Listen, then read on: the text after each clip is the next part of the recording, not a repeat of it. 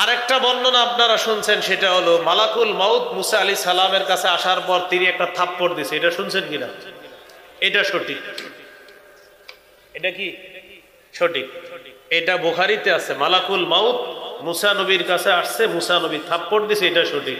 এখন ঘটনা হলো কি জানেন, মুসা নবীর এই হিস্টোরি বলতে গিয়ে ওই নবী, আমাদের নবীর নামে আবার ওই গ্রাম্য ব্যক্তির রূপ ধারণ করছে, ওই বানানোটা বলে ফেলি। মুসা নবী মালাকুল মাউতকে থাপ্পড় দিছে, এটা বিশুদ্ধ। এটার সাথে আবার আমরা কি করি, ওইটাও বলে ফেলি যে আমাদের নবীর কাছেও মালাকুল মাউত আসছে, গ্রাম্য ব্যক্তির রূপ ধরছে, অনুমতি চাইলেন। এটা হলো জাল বর্ণনা। আর মুসা নবী যেটা থাপ্পড় দিছে এটা বিশুদ্ধ বর্ণনা। মৃত্যুকে কেন্দ্র করে আরেকটা ভিত্তিহীন বর্ণনা আপনারা শুনে থাকবেন, শুনেছেন হয়তো। ফাতেমা রাদিয়াল্লাহু তাআলা আনহা ইন্তেকালের পর তাকে কবরে রাখা হলো। রাখার পর আবু যর গিফারি রাদিয়াল্লাহু তাআলা কবরের সাথে কথা বলছে, শুনছেন এরকম আপনারা? কবরকে বলছে, কবর তুমি কি জানো কাকে রেখে গেলাম? শুনছেন কিনা? ভিত্তিহীন বর্ণনা। কবর কোনো জবাব দেয় না। তখন আবু যর বলছে, কবর তোমার মাঝে হযরত আলীর স্ত্রীকে রেখে গেলাম। কবর কোনো জবাব দেয় না, ভিত্তিহীন বর্ণনা। পরে কবরকে বলছে, কবর জানো কাকে রেখে গেলাম? তোমার মাঝে হাসান হুসাইন রাদিয়াল্লাহু আনহুমার আম্মাকে রেখে গেলাম। কবর জবাব দেয় না, ভিত্তিহীন বর্ণনা। শেষে বলছে, কবর তোমার মাঝে মুহাম্মদুর রাসূলুল্লাহ সাল্লাল্লাহু আলাইহি সাল্লামের কন্যা ফাতেমাকে রেখে গেলাম। কবর কোনো জবাব দেয় না। শেষে কবর জবাব দিছে কি, আবু যর আমাকে এইগুলা বইলা লাভ নাই। আচ্ছা, একজন সাহাবীর কি দরকার কবরকে এগুলা বলা, আর কবর পাল্টা জবাব দেওয়া দরকারটা কি বলেন? এটা ভিত্তিহীন বর্ণনা। আমি জানি এটা ম্যাক্সিমাম লোক শুনছেন এই বর্ণনা, এটা ভিত্তিহীন।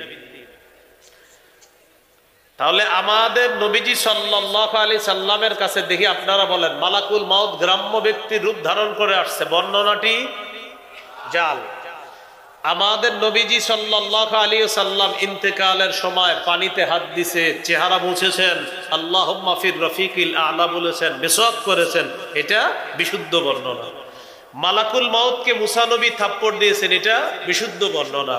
ফাতেমা রাদিয়াল্লাহু তাআলা আনহাকে মৃত্যুর পর কবরে রেখে আবু যর গিফারি কবরের সাথে কথা বলেছেন, এটা অশুদ্ধ বর্ণনা, ভিত্তিহীন বর্ণনা। তাহলে আমরা এমন একটা জীবন দরকার, অশুদ্ধ আর বিশুদ্ধ পার্থক্য করে বিশুদ্ধটা গ্রহণ করা, অশুদ্ধটা বর্জন করা, এই মানসিকতা আছে সবার? আল্লাহ তৌফিক দান। এই হলো আপনার মৃত্যুকে কেন্দ্র করে বিভিন্ন ঘটনা। ফাতেমা রাদিয়াল্লাহু তাআলা আনহার মৃত্যুর ব্যাপারে বিশুদ্ধ বর্ণনা কোনটা?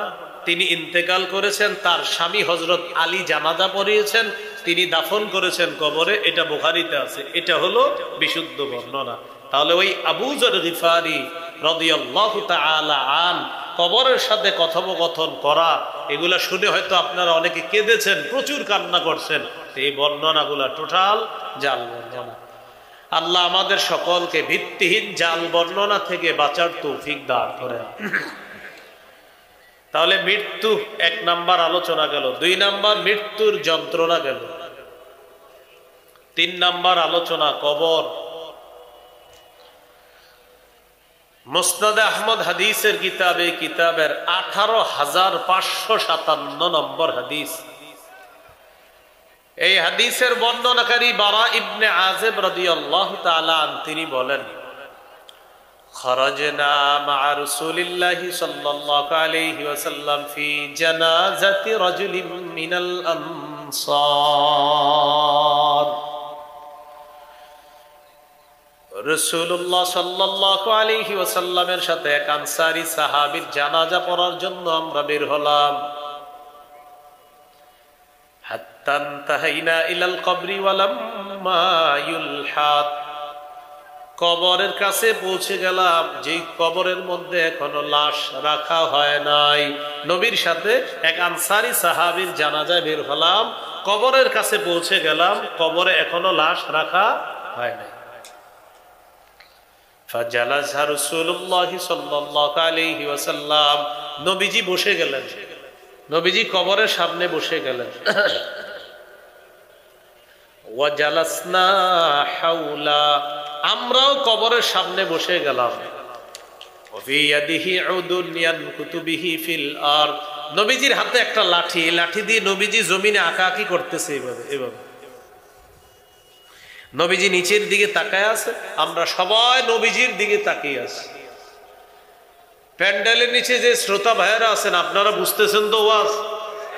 আচ্ছা, রাসূলুল্লাহ সাল্লাল্লাহু আলাইহি ওয়াসাল্লাম কবরের পাশে বসলেন, আমরাও বসে গেলাম। আমরা নবীজির দিকে তাকায় আছি, নবীজি একটা লাঠি দিয়ে মাটিতে আঁকাআঁকি করতেছে, আমরা সবাই নবীর দিকে তাকায় আছি।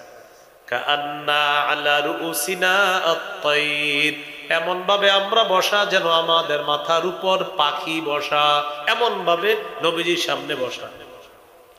ফারাফা রাসা, নবী মাথা উঠাইলেন। মাথা উঠানোর পর কবরকে লক্ষ্য করে কবর দেখায়া বললেন, ইস্তাইযু বিল্লাহি মিন আযাবিল কবরি মাররাতাইনি আও সালাসা। ও সাহাবীরা, তোমরা কবরের আযাব থেকে আল্লাহর কাছে পানা চাও। এই কথাটা 2 বার বা 3 বার বললেন। তোমরা কবরের আযাব থেকে আল্লাহর কাছে পানা চাও, এই কথাটা 2 বার বা 3 বার বললেন। কেন বললেন?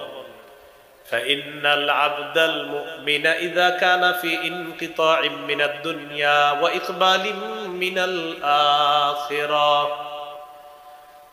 ইমানদার বান্দা যখন দুনিয়া থেকে বিদায় নেওয়ার সময় হয়, আখিরাতের দিকে ইমানদার যখন রওনা করে, নাযালা ইলাইহি মালাইকাতুম মিনাস সামা বিদুল ওয়ুজুহ।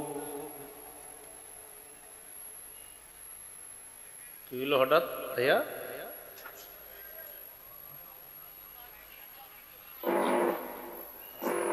সাবধানে সাবধানে, ঠান্ডা মাথায়, ঠান্ডা মাথায় দেখেন।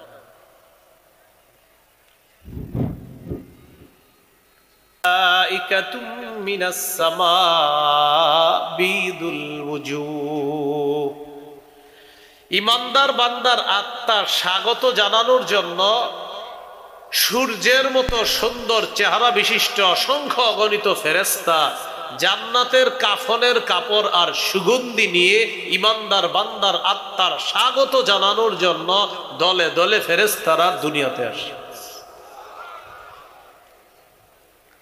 হাত্তা ইয়াজলিসু মিনহু মাদ্দা বাসারিহি, ইমানদারের নজর যেই পরিমাণ যায় দৃষ্টির শেষ সীমানা পর্যন্ত, ফেরেশতারা 2টি সারি হয়ে বসে যায়। ইমানদারের সামনে অসংখ্য অগণিত ফেরেশতা 2টা সারি হয়ে তারা বসে যায়, মালাকুল মাউতের অপেক্ষা করে। সুম্মা ইয়াজিউ ইলাইহি মালাকুল মাউত, এরপর মৃত্যুর ফেরেশতা আসে ইমানদারের কাছে। হাত্তা ইয়াজলিসা ইনদা রাসিহি, মৃত্যুর ফেরেশতা আসার পর ইমানদারের মাথার কাছে বসে। ইমানদারের মাথার কাছে বসার পর ইমানদারকে লক্ষ্য করে বলে, আইয়াতুহান নাফসুত তাইয়্যিবা, হে পবিত্র আত্মা, উখরুজি ইলা মাগফিরাতিল্লাহ ওয়া ইলা রিদওয়ানি, হে পবিত্র আত্মা তুমি বের হও, আল্লাহর ক্ষমার দিকে বের হও, আল্লাহর সন্তুষ্টির দিকে বের হও। আল্লাহ তোমাকে ক্ষমা করে দিয়েছেন, আল্লাহ তোমার প্রতি সন্তুষ্ট হয়ে গিয়েছেন, তুমি বের হও। বলেন তো আমার সাথে, হে পবিত্র আত্মা, বলেন বলেন আল্লাহ। মালাকুল মাউত যেন আমাদেরকে এভাবেই সম্বোধন করে মৃত্যুর সময়। কি আত্মা বলে? হে পবিত্র আত্মা। তো মালাকুল মাউত বলবে, আইয়াতুহান নাফসুত তাইয়্যিবা, হে পবিত্র আত্মা, উখরুজি ইলা মাগফিরাতিল্লাহি ওয়া রিদওয়ানি, তুমি বের হও, আল্লাহর ক্ষমার দিকে বের হও, আল্লাহর সন্তুষ্টির দিকে বের হও। ইমানদারের আত্মাটা যখন বের হবে, তাসিলু কামা তাসিলুল কতরাতু মিন ফিস সিকা, পাত্রের পানি যেমন বের হয়, শেষের ফোঁটাগুলা যেমন আস্তে আস্তে বের হয়, ইমানদারের আত্মাটা এইভাবে আস্তে আস্তে তার দেহ থেকে বের হবে। পানিগুলা ফোটায় ফোটায় আস্তে আস্তে যেমন শেষের দিকে বের হয়, ইমানদারের আত্মাটা এইভাবে বের হয়ে মালাকুল মাউত নিয়ে আসে। সামনে কারা আছে দেখি, ওয়াজ বুঝছেন কিনা? সামনে কারা? এইখানে তো আপনারা, ইমানদারের সামনে কারা? মাশাআল্লাহ মাশাআল্লাহ। কারা? ফেরেশতারা অপেক্ষা করতেছে, তাড়াতাড়ি দাও, আত্মাটা দাও, আমাদের কাছে দাও। লাম ইয়াদউ ফি ইয়াদিহি তারফাতা আইন, মালাকুল মাউত আত্মাটা তার হাতে চোখের পলক পরিমাণও রাখতে পারবে না। সামনে যারা তারা ফায়াখুজুনা, আত্মাটা নিবে, ফায়াজআলুনা ফিল কাফনি, জান্নাতের কাফনের কাপড়ের মধ্যে আত্মাটা রাখবে, রাখার পর আত্মাটা পেঁচাবে, পেঁচানোর পর সুগন্ধি মাখবে, মাখার পর ফায়াসআদুনা বিহা ইলাস সামা, ইমানদারের আত্মা নিয়ে ফেরেশতারা আসমানের দিকে রওনা। আমার আপনার যেন মরণটা এরকমই হয়। সুগন্ধি মাখার পর কাতিয়া বিরিহিন রিহি মিসকিন বুজিদাত আলা যহরিল আরদ, ইমানদারের আত্মা থেকে এমন সুন্দর সুগন্ধি বের হবে, সারা পৃথিবীটা সুগন্ধময় হয়ে যাবে। ফায়ামুরুনা বিহা আলা মালাইম মিনাল মালাইকা মা হাদিহির রূহুত তাইয়্যিবা, আত্মা বহনকারী ফেরেশতারা যখন যায়, এই ফেরেশতাদেরকে অন্য ফেরেশতারা জিজ্ঞাসা করে, মা হাদিহির রূহুত তাইয়্যিবা, এই পবিত্র আত্মা এটা কি, কার আত্মা, কোথায় নিয়ে যাও? আত্মা বহনকারী ফেরেশতারা জবাব দেয়, ফুলান ইবনু ফুলান, এটা অমুকের সন্তান, অমুকের আত্মা। এই আত্মা নিয়ে আসমানের দিকে আমরা রওনা করলাম। প্রথম আসমানের কাছে যায়, যাওয়ার পর আসমানের দরজা খুলে দেওয়ার অনুমতি চায়। ইমানদারের আত্মা নিয়ে প্রথম আসমানে প্রবেশ করবে, করার পর ফায়ুশাইয়ুহু মিন কুল্লি সামাইন মুকাররিবুহা, যত ফেরেশতাদের সামনে দিয়ে ইমানদারের আত্মাটা নিয়ে যাবে, প্রত্যেকটা ফেরেশতাদের দল স্বাগত জানাতে জানাতে আত্মা পরবর্তী আসমানে পাঠায় দিবে। এক আসমান, দুই, এইভাবে করতে করতে হাত্তা ইউনতাহা বিলহা ইলাস সামাইস সাবিআ, আত্মাটা সপ্তম আসমানে নিয়ে যাবে। সুবহানাল্লাহ। কার আত্মা? ইমানদারের। বলেন কার আত্মা? সপ্তম আসমানে নিয়ে যাওয়ার পর আল্লাহ তাআলা বলবেন, উকতুবু কিতাবা আবদি ফি ইল্লিয়িন, আমার বান্দার আমল নামা তোমরা ইল্লিয়িনের মধ্যে লিপিবদ্ধ করে দাও। ইল্লিয়িন, ইল্লিয়িনের মধ্যে আমার বান্দার আমল নামাটা তোমরা লিপিবদ্ধ করে দাও। প্রিয় মুসলমান ভাইয়েরা, যদি আমার আপনার মৃত্যুর পর ইল্লিয়িনের মধ্যে আমল নামাটা খালি লিপিবদ্ধ করানো যায়, বাস জান্নাতের কাগজপত্র রেডি হয়ে গেল। এখন কিছু ধাপ বাকি আছে, শুধু নিয়ম মেনটেন করিয়ে আল্লাহ তাআলা জান্নাত দিয়ে দিবেন। এই জন্য খুব বেশি দোয়া করা, আমি আপনাদের জন্য, আপনারা আমার জন্য, যেন আমাদের মৃত্যুর পর প্রথম আমল নামাটা ইল্লিয়িনের মধ্যে লিপিবদ্ধ করাইতে পারি। আল্লাহ তৌফিক দান করুন। এবার আমার সাথে তিনটি কথা বলতে হবে: দেহ, আত্মা, আমল নামা। দেহ কবরে, আত্মা সপ্তম আকাশে, আমল নামা ইল্লিয়িনে। এবার আপনারা বলেন, দেহ কোথায়, আত্মা, আমল নামা ইল্লিয়িনে।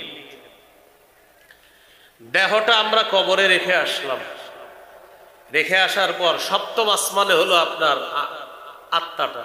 আল্লাহ তাআলা ফেরেশতাদেরকে বললেন, আইদুহু ইলাল আরদ, আমার বান্দার আত্মাটা জমিনের মধ্যে আবার নিয়ে যাও।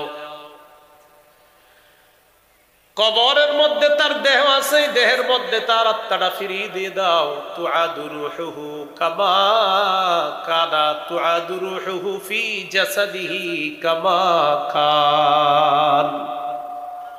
ইমানদারের আত্মাটা তার দেহের মধ্যে ফিরিয়ে দেওয়া হবে, যেমন ছিল আত্মা আবার তার দেহের মধ্যে ফিরিয়ে দেওয়া হবে। ফায়াতিয়ানিহি মালাকান, দুইজন ফেরেশতা তার কাছে আসবে।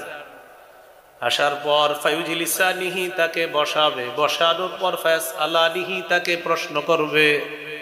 মার রব্বুকা, তোমার রব কে? জবাব দাও। বলেন কে?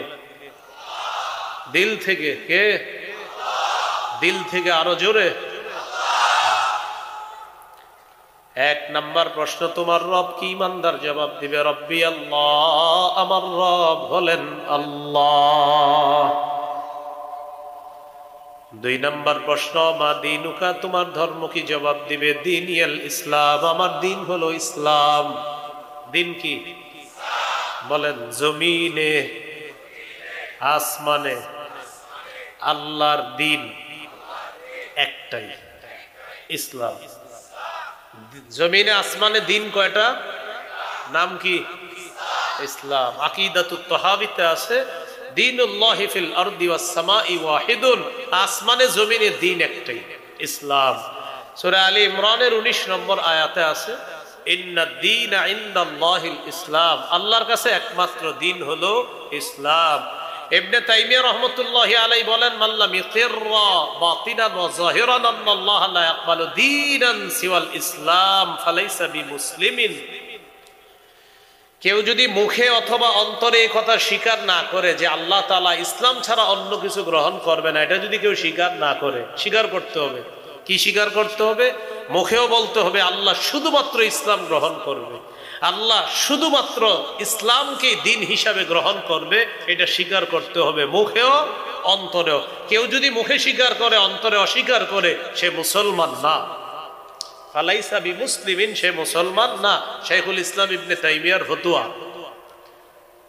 সূরা আলী ইমরানের 85 নম্বর আয়াতে আল্লাহ বলেন ওয়ামাই ইয়াবতাগি গায়রাল ইসলামি দীনান ফালাই ইউকবালা মিন, যে ব্যক্তি ইসলাম ছাড়া অন্য কিছুকে দিন হিসাবে কামনা করবে, এটা কিছুতেই তার থেকে গ্রহণ করা হবে না। তাহলে 2 নাম্বার প্রশ্ন, তোমার দিন কি? সে জবাব দিবে কি? ইসলাম। 3 নাম্বার, ওমান হাদার রাজুলুল্লাযী বুইসা ফীকুম, এই মানুষটাকে চেনো কিনা যাকে তোমাদের মাঝে প্রেরণ করা হয়েছে? জবাব দিবে হাদা নবী মুহাম্মাদুন সাল্লাল্লাহু আলাইহি ওয়াসাল্লাম, তিনি হলেন আমার নবী মুহাম্মদ সাল্লাল্লাহু আলাইহি ওয়াসাল্লাম। ফেরেশতারা বলবে আইনা ওয়াজাদতা হাদা, আচ্ছা তুমি এই প্রশ্নের জবাব কোথায় পেয়েছো?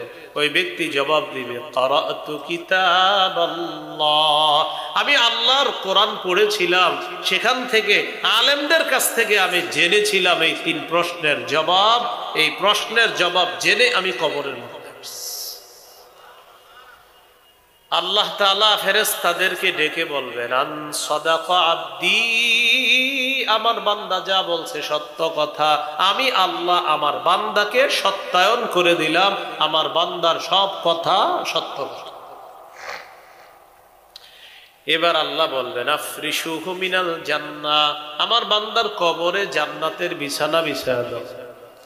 ওয়া আলবিসুহু মিনাল জান্নাহ, তার শরীরে জান্নাতের পোশাক পরায়া দাও। ওয়াফতাহু লাহু বাবান ইলাল জান্নাহ, তার কবর থেকে জান্নাত পর্যন্ত একটা দরজা খুলে দাও।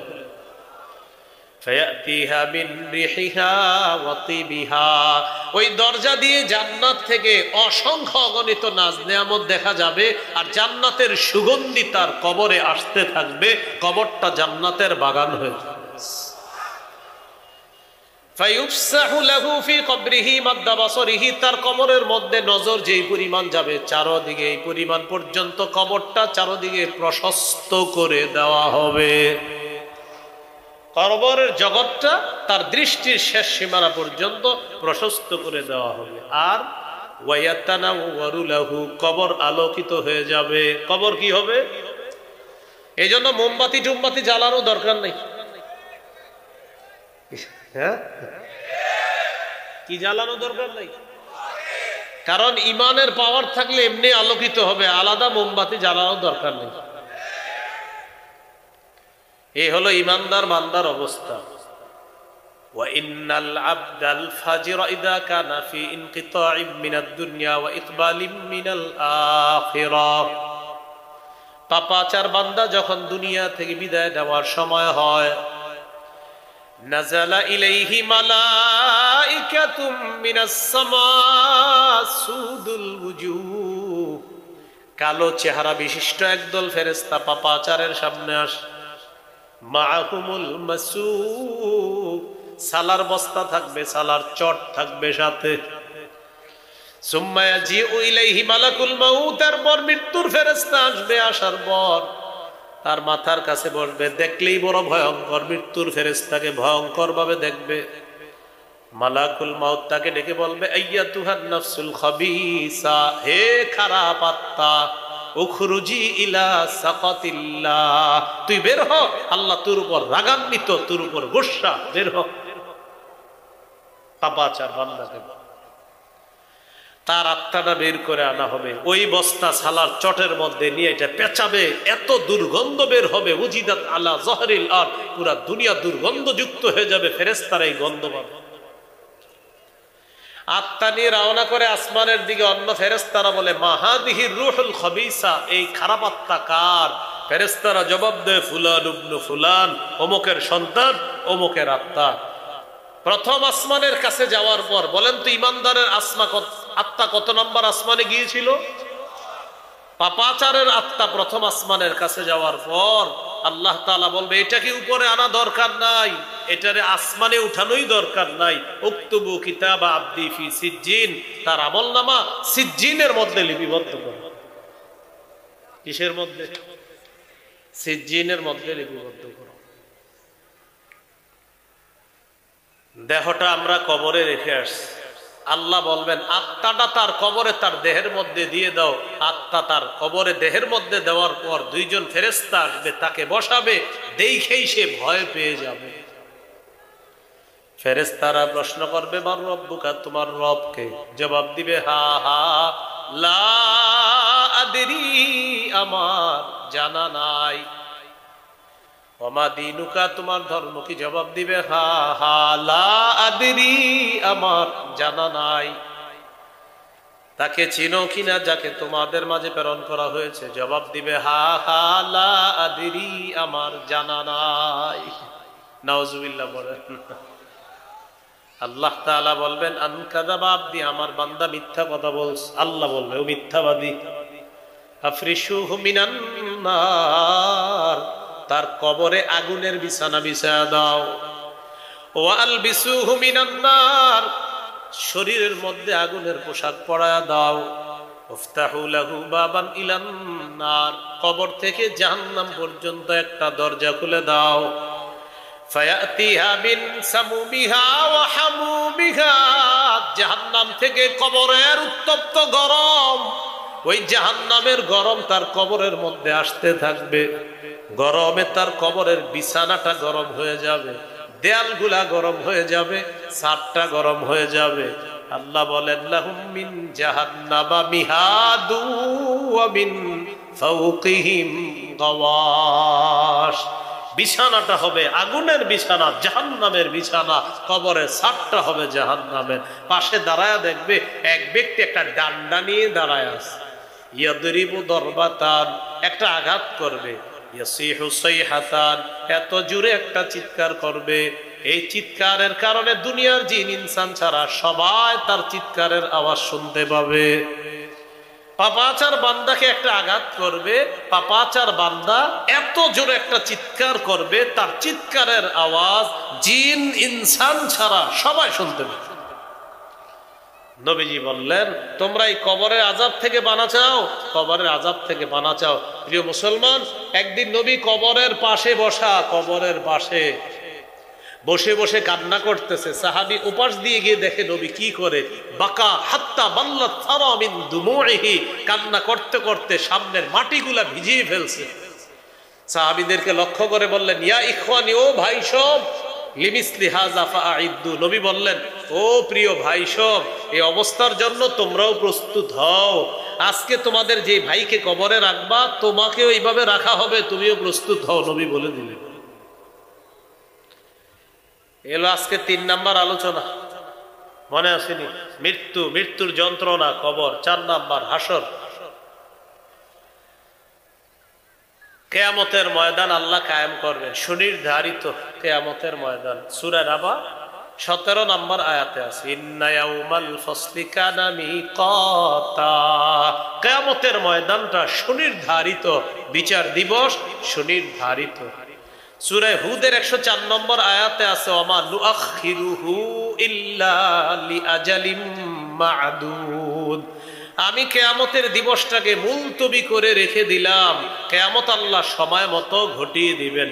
সেদিন আল্লাহ ওজনের পাল্লা স্থাপন করবেন। আল্লাহ তাআলা বলেন, ওয়ানাদউল মাওয়াজিনাল কিসত লিয়াউমিল কিয়ামা ফালা তুজলামু নাফসুন শাইআ। আল্লাহ তাআলা বলেন, কিয়ামতের দিন আমি ইনসাফের দাঁড়িপাল্লা স্থাপন করব। সূরা আম্বিয়াতে আল্লাহ বলেন, কিয়ামতের দিন আমি ইনসাফের দাঁড়িপাল্লা স্থাপন করব। ফালা তুজলামু নাফসুন শাইআ, কারো উপর সামান্য জুলুম করা হবে না, কারো উপর সামান্য পরিমাণ জুলুম করা হবে না। কিয়ামতের ময়দানে আমি আল্লাহ ইনসাফের দাঁড়িপাল্লা স্থাপন করব। ওয়ানাদউল মাওয়াজিনাল কিসত লিয়াউমিল কিয়ামা ফালা তুজলামু নাফসুন শাইআ। কিয়ামতের ময়দানে আমি আল্লাহ ইনসাফের দাঁড়িপাল্লা স্থাপন করব। ফালা তুজলামু নাফসুন শাইআ, কাউকে সামান্য পরিমাণ জুলুম করা হবে না। কিসের পাল্লা বলেন? হ্যাঁ, ইনসাফ, ইনসাফের পাল্লা আল্লাহ স্থাপন করবেন। এই ওজনের পাল্লায় আল্লাহ তাআলা কি করবেন?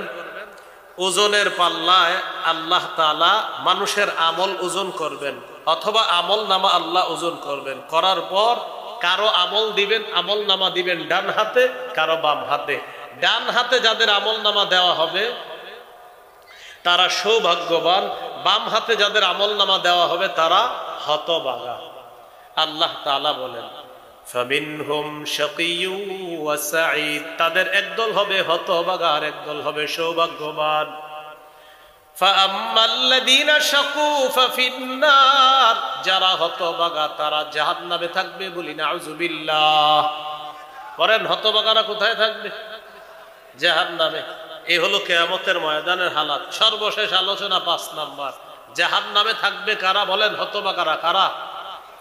তাদের ব্যাপারে সূরা নাবার 21 নম্বর আয়াত থেকে আল্লাহ বলেন, ইন্না জাহান্নামা কানাত মিরসাদা, জাহান্নাম ওত পেতে আছে, লিত্তাগিনা মাআবা, যারা নাফরমান তাদের ঠিকানা হিসাবে জাহান্নাম ওত পেতে আছে। লাবিসিনা ফিহা আহকাবা, তারা সেথায় যুগের পর যুগ কাটিয়ে দিবে। লা ইয়াযুকুনা ফিহা বারদাও ওয়ালা শারাবা, সেখানে তারা কোনো কোমল পানীয় আস্বাদন করবে না, কোনো ঠান্ডা জাতীয় কিছু আস্বাদন করবে না। ইল্লা হামিমাও ওয়া গাসসাকা, ফুটন্ত গরম পানি, রক্ত, পুজ, এগুলা তারা আস্বাদন করবে। বলবে খিদা লাগছে, খাবার চাই। লাকিলুনা মিন শাজারিম মিন যাক্কুম, কাটা যুক্ত যাক্কুম দেওয়া হবে, এটা তারা আস্বাদন করবে। ফামালিউনা মিনহাল বুতুন, এটার দ্বারা তাদের পেট ভরবে। এবার পানি চাইবে, তাদেরকে দেওয়া হবে সদীদু আহলিন নার ওয়া কাইহু জাহান্নাম, জাহান্নামীদের রক্ত পুজগুলা একত্রিত করে পানি হিসাবে পান করার জন্য। এই হলো জাহান্নামীদের অবস্থা। সামনে কি মাস? রমজান মাস। একটা তিরমিজির হাদিস শুনেন মন দিয়ে, 2616 নম্বর হাদিস। রাসূলুল্লাহ সাল্লাল্লাহু আলাইহি সাল্লামের এক সাহাবী মুআয ইবনে জাবাল নবীকে বললেন, হুজুর আমার একটা আমল শিখিয়ে দেন, যে আমল আমাকে জান্নাতে প্রবেশ করাবে, জাহান্নাম থেকে দূরে থাকবে। রাসূলুল্লাহ সাল্লাল্লাহু আলাইহি সাল্লাম বললেন, তুমি এমন একটা প্রশ্ন করছো যেই প্রশ্নটা কঠিন, তবে তাদের জন্য সহজ যাদের জন্য আল্লাহ সহজ করে দেয়। নবীজি বললেন, ইবাদত করবা, শিরিক করবা না, নামাজ পড়বা, যাকাত দিবা, হজ করবা, রোজা রাখবা। লম্বা আলোচনা করার পর নবী বললেন, সবগুলার সার নির্যাস তোমাকে বলবো না। নিজের জিহ্বাটা ধরে বললেন, মুআজ কুফা আলাইকা হাযা, এটা নিয়ন্ত্রণ করবা। সব ঠিক থাকবে। সাহাবী বললেন, ইন্না লা মুআখাযুনা বিমা নাতাকাল্লাম, হুজুর জিহ্বার অপরাধের কারণে কি আমাদেরকে ধরা হবে? নবীজি বললেন, হাল ইয়াকুব্বুন নাস ফিন্নারি আলা ওয়ুজুহিহিম আও আলা মানাখিরিহিম ইল্লা হাসাইদু আলসিনাতিহিম, বেশিরভাগ মানুষ জাহান্নামে যাবে, মাথাটা নিচে পা উপরের দিকে জাহান্নামে নিক্ষেপ করা হবে শুধু জিহ্বার অপরাধে। বলেন কিসের অপরাধে? কোথায় যাবে? জাহান্নামে। বলেন কোথায় যাবে? জাহান্নামে। এই জন্য খুব সতর্ক আমরা যারা এই মাইকে কথা বলি, মাইকে যেন উল্টা পাল্টা কথা আমাদের মুখ থেকে না আসে। সাবধান, এই জিহ্বা কিন্তু জাহান্নামে নিবে, খুব সাবধান। এখানে জাতির এক একটা মিনিট প্রত্যেকের কাছে আমানতে, আমানতের খেয়ানত করা যাবে না, কোনো অযথা কথা মাইকে বলা যাবে না, পুরা কথাই বলতে হবে কোরআন সুন্নাহর কথা, না হলে জাতির এই টাইম নষ্ট করার জন্য আল্লাহর কাছে জবাবদিহিত করতে হবে। তাহলে জিহ্বা বেশিরভাগ মানুষকে কোথায় নিবে? জাহান্নামে। হ্যাঁ, তিরমিজির হাদিস 2406 নম্বর হাদিস, 2406। এই হাদিসের মধ্যে আছে, এক সাহাবী নবীজিকে বললেন, মান নাজাত, হুজুর মুক্তির উপায় কি? নবী বললেন, মুক্তির উপায় তিনটা। এক নাম্বার, আমসিকা আলাইকা লিসানাক, জিহ্বা নিয়ন্ত্রণ করবা। দুই নাম্বার, আল্লিয়াসাকা বাইতুক, তোমার ঘর যেন তোমার জন্য প্রশস্ত হয়, মানে ঘরে থাকবা, না হয় কাজে থাকবা, আড্ডাবাজি করবা না। কিছু মানুষ বাসায় যাওয়ার কথা 6টায়, রাত 10টা বেজে গেছে বাসায় যায় না। স্ত্রী ফোন দেয়, আপনি কোথায়? আসি, বন্ধুদের সাথে আড্ডাবাজি করতেছি। না, আপনি বাসায় চলে যেতে হবে। বাসা যেন আপনার থাকার জায়গা হয়। আপনি চিন্তা করে দেখেন, আপনার মা বাবা স্ত্রীর সামনে যে গুনাহগুলা করতে পারেন না, এগুলা বাহিরে হয়ে যায় আপনার দ্বারা, কিন্তু তাদের সামনে এই গুনাহ করতে পারবে না। বুঝা গেল তাদের সামনে থাকাটা আপনি নিরাপদ থাকা, গুনাহমুক্ত থাকা। 3 নাম্বার, রবকি আলা খাতিআতিক, গুনাহের জন্য তুমি কান্নাকাটি করবা। গুনাহের জন্য কি করবা? কান্নাকাটি করবা। রাসূলুল্লাহ সাল্লাল্লাহু আলাইহি সাল্লাম বলেন, আস-সাওমু জুন্নাহ, রোজা হলো জাহান্নাম থেকে বাঁচার ঢাল, যতক্ষণ এই রোজাটাকে ছিদ্র না করা হবে। সাহাবীরা বললেন, হুজুর রোজা ছিদ্র হয় কিভাবে? নবী বললেন, 2টি অপরাধে রোজা নামক ঢাল ছিদ্র হয়। কয় অপরাধে রোজা নামক ঢাল ছিদ্র হয়? 1 নাম্বার মিথ্যা কথা, 2 নাম্বার গীবত। এখন বলেন তো, মিথ্যা আর গীবত কি দিয়ে বলা হয়? জিহ্বা। আর বেশিরভাগ মানুষ জাহান্নামে যাবে কিসের অপরাধে? মাশাআল্লাহ। আবার রোজা নামক ঢাল ছিদ্র হয় কয়টা অপরাধে? 1 মিথ্যা, 2 এই 2টা হয় কোন অঙ্গ দিয়ে? বেশিরভাগ মানুষ জাহান্নামে যাবে কোন অঙ্গের কারণে? তাহলে জিহ্বাকে নিয়ন্ত্রণ করতে হবে। তিরমিজির 2407 নম্বর হাদিস, এই হাদিসের মধ্যে আসছে, রাসূল সাল্লাল্লাহু আলাইহি সাল্লাম বলেন, ইদা আসবাহা ইবনু আদম ফাইনাল আযা কুল্লাহা তুকাফিরুল লিসান, আদম সন্তান যখন সকাল হয় তখন সমস্ত অঙ্গগুলা জিহ্বাকে ডাক দিয়া বলে, ও জিহ্বা ইন্নামা নাহনু বিকা। পা জিহ্বাকে ডাক দেয়, হাত জিহ্বাকে ডাক দেয়, কান জিহ্বাকে ডাক দেয়, চোখ জিহ্বাকে ডাক দেয়, নাক জিহ্বাকে ডাক দিয়ে বলে, ও জিহ্বা ইন্নামা নাহনু বিকা, আমরা তোমার অনুসারী, আমরা তোমার অনুসারী। ফাইন ইস্তাকামতা ইস্তাকামনা, তুমি ঠিক থাকলে আমরা ঠিক। ওয়া ইন ইওয়াজাজতা ইওয়াজাজনা, তুমি বাঁকা হলে আমরাও বাঁকা। জিহ্বাকে সব অঙ্গ প্রত্যঙ্গ বলে, তুমি ঠিক থাকলে আমরা ঠিক, তুমি বাঁকা হলে আমরাও বাঁকা। তাহলে ভাই, জিহ্বার গুনাহ থেকে বাঁচা। তিরমিজির 2410 নম্বর হাদিস, নবীর এক সাহাবী নবীকে বললেন, মা আখওয়াফু মা তাখাফু আলাইয়া, হুজুর আমার ব্যাপারে সবচেয়ে বিপজ্জনক মনে করেন কি? নবী জিহ্বা ধরে বললেন, এটা এটা এটা সবচেয়ে বিপজ্জনক, এটা জিহ্বা সবচেয়ে বিপজ্জনক। তাহলে বলেন, রোজা ছিদ্র হয় কয় অপরাধে? 1 কোন অঙ্গ দিয়ে হয়? বেশিরভাগ মানুষ জাহান্নামে যাবে কোন অঙ্গের কারণে? আল্লাহ আমাদের সকলকে জাহান্নাম থেকে বাঁচার জন্য আমলগুলা যেন বেশি বেশি করতে পারি, জাহান্নামের আযাব গজব থেকে যেন বাঁচতে পারি, কবরের আযাব গজব থেকে যেন বাঁচতে পারি। আল্লাহ যেন মৃত্যুটা আমাদের জন্য সহজ করে দেয়, আমিন। ওয়া আখিরু দাওয়ানা আলহামদুলিল্লাহি রাব্বিল আলামিন। একটা ঘোষণা দিতে বলা হয়েছে, আমার একটা সংকলন আছে মিম্বরের আমানত, অনেক মানুষ আপনারা যাদের প্রয়োজন হয় গাড়ি থেকে সংগ্রহ করে নেবেন। 1 থেকে 8 খণ্ড মিম্বরের আমানত। প্রথম খণ্ড সন্তানের 64টা অধিকার, দ্বিতীয় খণ্ড শিরিক বেদাত, তৃতীয় খণ্ড হালাল হারাম, চতুর্থ খণ্ড স্বামী স্ত্রীর অধিকার, পঞ্চম খণ্ড লা ইলাহা ইল্লাল্লাহর ব্যাখ্যা, ষষ্ঠ খণ্ড নামাজ, সপ্তম মৃত্যু পথযাত্রীকে তোমরা আটকে রাখতে পারবা না।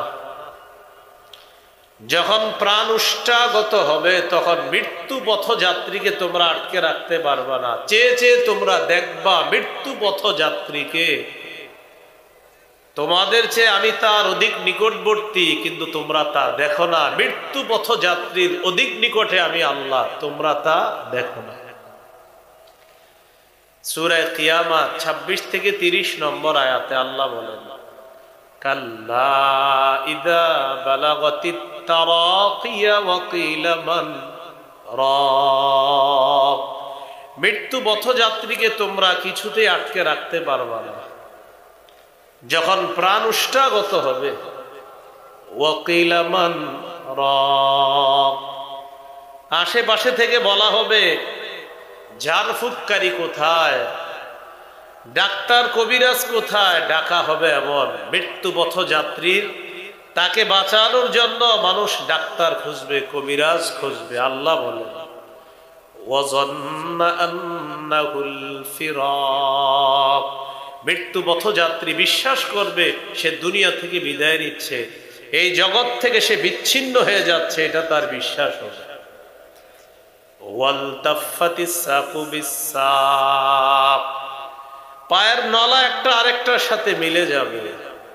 ইলা রাব্বিকা ইয়াউমাইযিনিল মাসাক, সেদিন তোমাকে তোমার রবের দিকে টেনে নিয়ে যাওয়া হবে।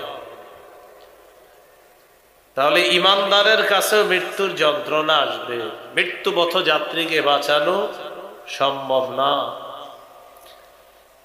অনেক সময় আমরা কি করি, কেউ মারা যাওয়ার পরে আমরা বলি 10 মিনিট আগে অ্যাম্বুলেন্সটা আনলে ভালো হইতো। মানে কি, প্রথমে আমরা আলোচনা শুনবো মৃত্যু সম্পর্কে, দ্বিতীয় আলোচনা শুনবো মৃত্যুর যন্ত্রণা সম্পর্কে, তৃতীয় আলোচনা শুনবো কবর সম্পর্কে, চতুর্থ আলোচনা হাসর সম্পর্কে, এরপরে সর্বশেষ হাসরের ময়দান থেকে দুইটা গ্রুপ হবে, একদল জাহান্নামে যাবে আর একদল জান্নাতে যাবে। এইভাবে আলোচনাটা সমাপ্ত হবে ইনশাআল্লাহ। তো জাহান্নাম জান্নাত ফায়সালার আগে দুনিয়ার জীবন এটা কাটানোর পর আমাদের একদিন মৃত্যু চলে আসবে।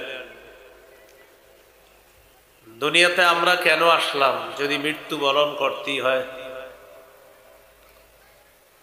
সূরা জারিয়াতের 56 নম্বর আয়াতে আল্লাহ বলেন, ওয়ামা খালাকতুল জিন্না ওয়াল ইনসা ইল্লা লিয়াবুদুন। জিন ইনসানকে আমি সৃষ্টি করেছি আমার ইবাদত করার জন্য। ইবাদত কতদিন করব? সূরা হিজরের 99 নম্বর আয়াতে আল্লাহ বলেন, ওয়া'বুদ রাব্বাকা হাত্তা ইয়াতিয়াকাল ইয়াকিন। মৃত্যু আসা পর্যন্ত তুমি তোমার রবের ইবাদত করো। মৃত্যু এসে যাবে, কোনো সন্দেহ নাই। সূরা আনকাবুতের 57 নম্বর আয়াতে আল্লাহ বলেন, কুল্লু নাফসিন যায়িকাতুল মাউত। প্রত্যেকটা নফস মৃত্যুর স্বাদ গ্রহণ করবে। সূরা আলী ইমরানের 185 নম্বর আয়াতে আল্লাহ বলেন, কুল্লু নাফসিন যায়িকাতুল মাউত। প্রত্যেকটা নফস মৃত্যুর স্বাদ গ্রহণ করবে। ওয়া ইন্নামা তুওয়াফাউনা উজুরাকুম ইয়াউমাল কিয়ামাহ। কিয়ামতের দিন তোমাদেরকে তোমাদের প্রতিদান পরিপূর্ণভাবে দেওয়া হবে, প্রাপ্য পরিপূর্ণভাবে বুঝিয়ে দেওয়া হবে। ফামান যুহজিহা আনিন নার। যাকে জাহান্নাম থেকে মুক্ত করা হবে, ওয়া উদখিলাল জান্নাহ। এবং জান্নাতে যাকে প্রবেশ করানো হবে, ফাকাদ ফাজ। সে সফলকাম হয়ে যাবে।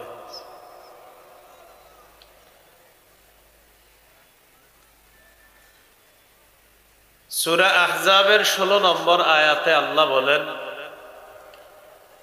কুল লা ইয়ানফাকুমুল ফিরারু ইন ফারারতুম মিনাল মাউত। তোমরা যদি মৃত্যু থেকে পলায়ন করো, নবী আপনি বলেন তোমাদের এই পলায়ন কিছুতেই কোনো কাজে আসবে না। সূরা নিসা ৭৮ নম্বর আয়াতে আল্লাহ বলেন, আইনামা তাকুনু ইউদরিকুমুল মাউত, তোমরা যেখানেই থাকো মৃত্যু তোমাদেরকে পাকড়াও করবে। সূরা আরাফের ৩৪, সূরা ইউনূসের ৪৯ নম্বর আয়াতে আল্লাহ বলেন, লিকুল্লি উম্মাতিন আজাল ইযা জাআ আজালুহুম ফালা ইস্তাখিরুনা সাআতাও ওয়ালা ইস্তাকদিমুন। প্রত্যেকটা উম্মতের মৃত্যুর সময় নির্ধারণ করা, মৃত্যু যখন আসবে আগেও না পরেও না, ওই সময় সে মৃত্যুবরণ করবে। সূরা মুনাফিকুনের ১১ নম্বর আয়াতে আল্লাহ বলেন, ওয়ালাই ইউআখিরাল্লাহু নাফসান ইযা জাআ আজালুহা, যখন মৃত্যু আসবে তখন আল্লাহ কিছুতেই কোন নফসকে, কাউকে সামান্য সুযোগ দিবেন না, কিছুতেই সুযোগ দিবেন না যখন মৃত্যু আসবে। সূরা জুমুয়া ৮ নম্বর আয়াতে আল্লাহ বলেন, কুল ইন্নাল মাউতাল্লাযী তাফিররুনা মিনহু ফাইন্নাহু মুলাকীকুম। নবী আপনি বলেন, নিশ্চয়ই যে মৃত্যু থেকে তোমরা পালিয়ে বেড়াও, এই পালানো তোমাদের কোনো কাজে আসবে না। অন্য আয়াতে আল্লাহ বলেন, ফাইন্না আজালাল্লাহি লাআত, মৃত্যু নির্ধারিত সময় যেটা, সেটা আসবে আপনার নির্ধারিত সময়, যখন মৃত্যু হবে সেটা এসে যাবে আপনার কাছে। এ হলো আমাদের আজকের প্রথম আলোচনা, মৃত্যু থেকে বাঁচার কোনো সুযোগ নেই। দ্বিতীয় আলোচনা, মৃত্যুর যন্ত্রণা সবার কাছে আসবে। সূরা কফের ১৯ নম্বর আয়াতে আল্লাহ বলেন, ওয়াজাআত সাকরাতুল মাউতি বিল হক, মৃত্যুর যন্ত্রণা সত্যি সত্যি চলে আসবে। যালিকা মা কুনতা মিনহু তাহিদ, এটা সেই মৃত্যু যে মৃত্যু থেকে তোমরা পালিয়ে বেড়াও। সূরা ওয়াকিয়া ৮৩ থেকে ৮৫ নম্বর আয়াতে আল্লাহ বলেন, ফালাউলা ইযা বালাগাতিল হুলকুম ওয়া আনতুম হিনাইযিন তানজুরুন ওয়া নাহনু আকরাবু ইলাইহি মিনকুম ওয়ালাকিন লা তুবসিরুন। মৃত্যু পথযাত্রীকে তোমরা আটকে রাখতে পারবা না। যখন প্রাণ উষ্ঠাগত হবে তখন মৃত্যু পথযাত্রীকে তোমরা আটকে রাখতে পারবা না। চেয়ে চেয়ে তোমরা দেখবা মৃত্যু পথযাত্রীকে, তোমাদের চেয়ে আমি তার অধিক নিকটবর্তী, কিন্তু তোমরা তা দেখো না। মৃত্যু পথযাত্রীর অধিক নিকটে আমি আল্লাহ, তোমরা তা দেখো না। সূরা কিয়ামত ২৬ থেকে ৩০ নম্বর আয়াতে আল্লাহ বলেন, কাল্লা ইযা বালাগাতিত তারাকিয়া ওয়া কিলা মান রাক, মৃত্যু পথযাত্রীকে তোমরা কিছুতেই আটকে রাখতে পারবা না।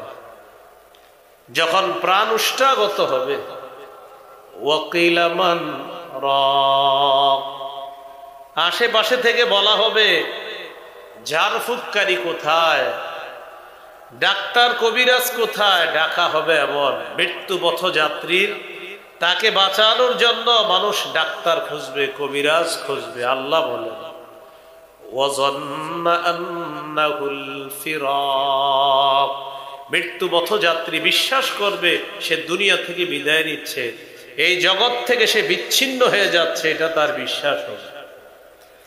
ওয়ালতাফাতিস সাকু বিসাক, পায়ের নলা একটা আরেকটার সাথে মিলে যাবে। ইলা রাব্বিকা ইয়াউমাইযিনিল মাসাব, সেদিন তোমাকে তোমার রবের দিকে টেনে নিয়ে যাওয়া হবে। তাহলে ইমানদারের কাছে মৃত্যুর যন্ত্রণা আসবে, মৃত্যু পথযাত্রীকে বাঁচানো সম্ভব না। অনেক সময় আমরা কি করি, কেউ মারা যাওয়ার পরে আমরা বলি 10 মিনিট আগে অ্যাম্বুলেন্সটা আনলে ভালো হইতো। মানে কি 10 মিনিট আগে আনলে কি হইতো সেটা বলেন, বেঁচে যেত। মারা যাওয়ার পরে এগুলো আর বলবেন না, মারা যাওয়ার পরে ইন্না লিল্লাহি ওয়া ইন্না ইলাইহি রাজিউন, বাস এটা পড়া। মৃত্যুর আগে বলতে পারেন যে ভাই ডাক্তার সাহেব আরো আগে আসতে পারলেন না, মৃত্যুর পরে আর কিছু বললেন না, মৃত্যুবরণ করছে বাস শেষ, তার জীবন শেষ। কিন্তু আমরা পোস্টারের মধ্যে লিখি অমুকের অকাল মৃত্যুতে আমরা শোকাহত, অমুকের অকাল মৃত্যুতে আমরা শোকাহত। আচ্ছা কবে বললে ঠিক ছিল সেটা বলুন। এই যে লেখলেন অকাল মৃত্যুতে শোকাহত, তার বিদেহী আত্মার মাগফিরাত কামনা করছি, তো উনি কবে বললে ঠিক ছিল? অকাল মৃত্যু এটা বলবেন না, এটা লিখবেন না, এটা মুখে উচ্চারণ করবেন না। অকাল মৃত্যু মানে কি? তার যখন মৃত্যু হওয়ার কথা তখনই হয়েছে, এটা অকাল না, এটা সঠিক কাল। অকাল মৃত্যু বলবেন? অকাল মৃত্যু বলবেন না। এ হলো মৃত্যুর যন্ত্রণা। মৃত্যুর যন্ত্রণা কাফেরদের কাছেও আসবে।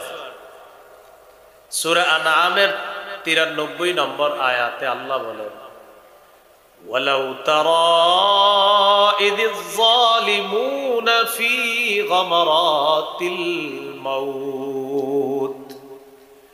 নবী আপনি যদি কাফেরদেরকে দেখতেন মৃত্যুর যন্ত্রণায় তারা কিভাবে ছটফট করে, এটা যদি আপনি দেখতেন। ওয়াল মালাইকাতু বাসিতু আইদিহিম, ফেরেশতারা তাদের হাতগুলা মেলে, তাদের ডানা মেলে তারা বলতে থাকে, আখরিজু আনফুসাকুম, তোমরা তোমাদের আত্মা বের করে দাও। আল-ইয়াউমা তুজজাউনা আযাবাল হুনি বিমা কুনতুম তাকুলুনা আলাল্লাহ গায়রাল হাক্কি ওয়া কুনতুম আন আয়াতিহি তাস্তাকবিরুন। আল্লাহ তাআলা বলেন ফেরেশতারা বলবে তোমাদের আত্মা বের করে দাও, আজ তোমাদেরকে লাঞ্ছনাকর শাস্তি আস্বাদন করানো হবে। তোমরা আল্লাহর ব্যাপারে অসত্য কথা বলতা, মিথ্যা কথা বলতা, এই কারণে তোমাদেরকে লাঞ্ছনাকর অপমানকর শাস্তি আস্বাদন করানো হবে, ভোগ করানো হবে। আর তোমরা আল্লাহর আয়াতগুলার ব্যাপারে অহংকার প্রদর্শন করতা, এটা কাফেরদেরকে বলে। এরপরে আল্লাহ বলেন, ওয়ালাকাদ জিতুমুনা ফুরাদা কামা খালাকনাকুম আউওয়ালা মাররা, তোমরা আমার কাছে আসবা একা একা, যেভাবে আমি প্রথমবার সৃষ্টি করেছি, মায়ের পেট থেকে একা এসেছো যেভাবে, ঠিক তোমরা সবাই আমার কাছে একা একা আসবে। তাহলে মৃত্যুর যন্ত্রণা আমার আপনার কাছেও আসবে, কাফেরের কাছে আসবে, এমনকি নবীদের কাছেও মৃত্যুর যন্ত্রণা আসে। কার কাছে? আমাদের নবীজি সাল্লাল্লাহু আলাইহি সাল্লাম কি বলে দেখেন, সহিহ বুখারীর বর্ণনা 4449 নম্বর হাদিস। এই হাদিসের বর্ণনাকারী আয়েশা সিদ্দিকা রাদিয়াল্লাহু তাআলা আনহা, তিনি বলেন, ইন্না মিন নিআমিল্লাহি আলাইয়া আন্না রাসূলুল্লাহি সাল্লাল্লাহু আলাইহি ওয়াসাল্লাম তুওফিয়া ফি বাইতি ওয়া ফি ইয়াউমি ওয়া বাইনা সাহরি ওয়া নাহরি। রাসূলুল্লাহ সাল্লাল্লাহু আলাইহি সাল্লামের স্ত্রী আম্মাজান আয়েশা সিদ্দিকা রাদিয়াল্লাহু তাআলা আনহা বলেন, আমার উপর আল্লাহর বিশেষ নেয়ামত যে রাসূলুল্লাহ সাল্লাল্লাহু আলাইহি সাল্লাম আমার ঘরে, আমার দিনে, আমার শরীরে রাসূল সাল্লাল্লাহু আলাইহি সাল্লামের মাথা মোবারক হেলান দেওয়া অবস্থায় ছিল। ওই অবস্থায় নবী আমার ঘরে আমার দিনে ইন্তেকাল করেছেন, এটা আল্লাহর অনুগ্রহ আমার উপর, আল্লাহর দয়া যে নবী আমার ঘরে আমার দিনে আমার সাথে ট্যাগ লাগানো ছিলেন, আল্লাহ রসুল ইন্তেকাল করছে। আরেকটা কি নিয়ামত, وأن الله جمع بين ريقي وريقه عند موته। রাসূলুল্লাহ সাল্লাল্লাহু আলাইহি সাল্লামের মৃত্যুর সময় আমার থুতু আর নবীর থুতু মুবারক মেসওয়াকের বরকতে আল্লাহ একত্রিত করে দিচ্ছে। কিভাবে মেসওয়াকের বরকতে একত্রিত হলো খুব মন দিয়ে শোনেন। আম্মা জান বলেন, دخل عليه عبد الرحمن بن أبي بكر الصديق رضي الله تعالى عنهما وبيده السواك।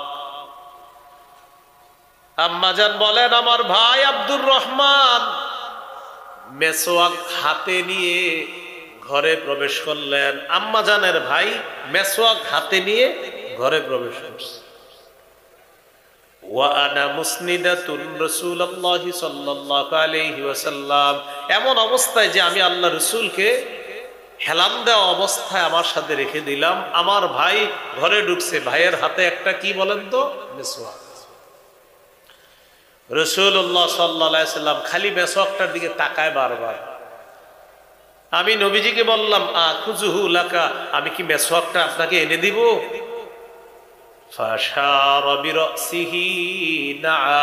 নবী মাথা নাড়িয়ে বললেন, হ্যাঁ মেসওয়াকটা দাও। আমি মেসওয়াকটা নিলাম, নেওয়ার পর মেসওয়াকটা আল্লাহ রাসূল সাল্লাল্লাহু আলাইহি সাল্লামকে দিলাম।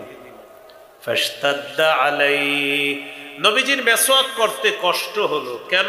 মেসওয়াক যে অংশ দিয়ে করে বলেন ওই অংশ কি শক্ত থাকবে না নরম? নরম। তো আম্মা জান আয়েশা সিদ্দিকা রাদিয়াল্লাহু তাআলা আনহা বলেন, রাসূলুল্লাহ সাল্লাল্লাহু আলাইহি সাল্লামের মেসওয়াক করতে কষ্ট হলো কেন? মেসওয়াক শক্ত। আমি নবীজিকে বললাম, উলাইয়িনুহু লাকা, আমি কি মেসওয়াকটা আপনাকে নরম করে দিব? মাথা নাড়িয়ে বললেন, হ্যাঁ মেসওয়াকটা নরম করে দাও। খুব বুঝবেন।